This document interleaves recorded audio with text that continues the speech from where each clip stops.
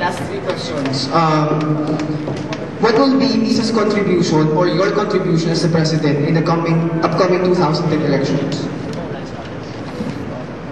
Yeah, regarding elections, I've been really familiar with elections kasi the last election, e-services volunteered as systems administrators for NAMFREL.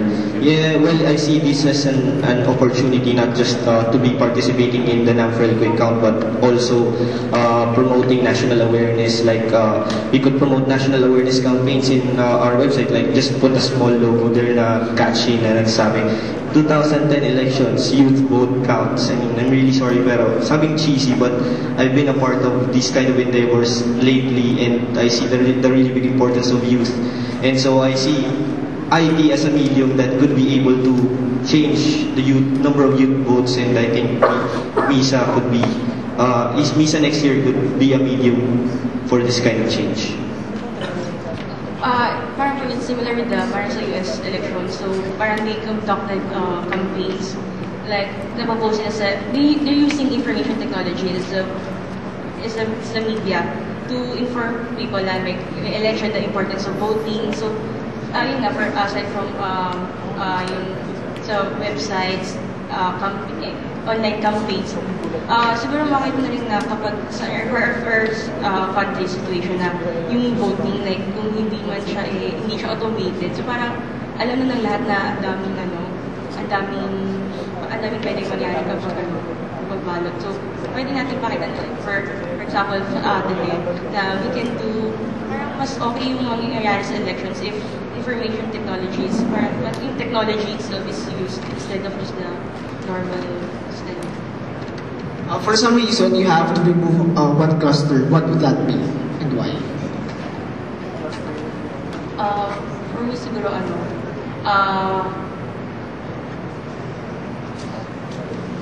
remove one cluster. I think I should do the projects. Because I think externals. No, I'm not just namesake. So I'm merged with externals. Kasi externals para relations inside and outside of the outside of the organization, inside Ateneo or outside Ateneo. So in a way, we're also dealing with people, with even outside na siya ng org. So we could have the projects na lang din on the cluster, on the externals cluster. So in a way na-orient natin sila on our na-share natin yung vision through projects, pero under na externals cluster. Kasi brand, iba yung naming natin sa organization eh.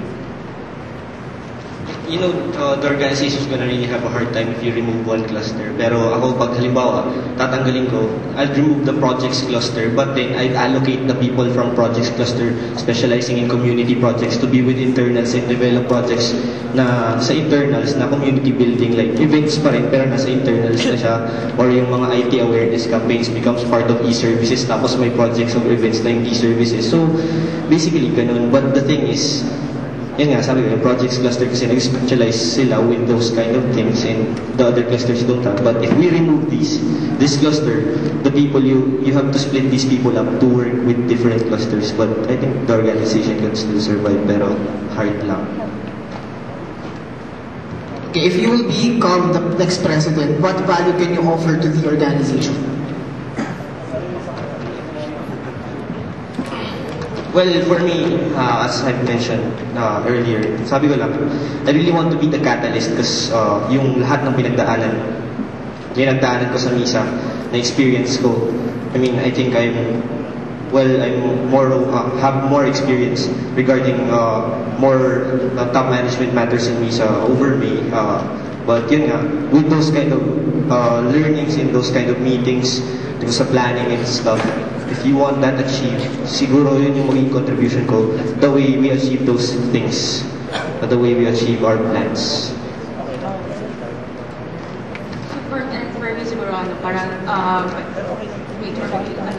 parang inspiring the members to parang participate in the organization. They have to step up, they have to be involved kasi parang your organization so hindi pwedeng officers na katrabaho nila yan. So kailangan sila, they're a factor in their organization. So yun yung akin siguro is parang siguro gusto ko rin na I ask someone, parang I learned how I learned this in MISA.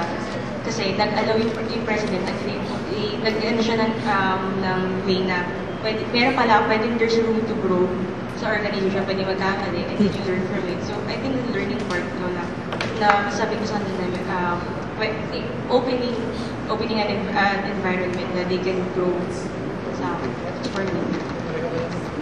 Assuming nanalo yung upstate sa presidential position, sino ilalagay niyo? Pangalan lang. Siguro Richard.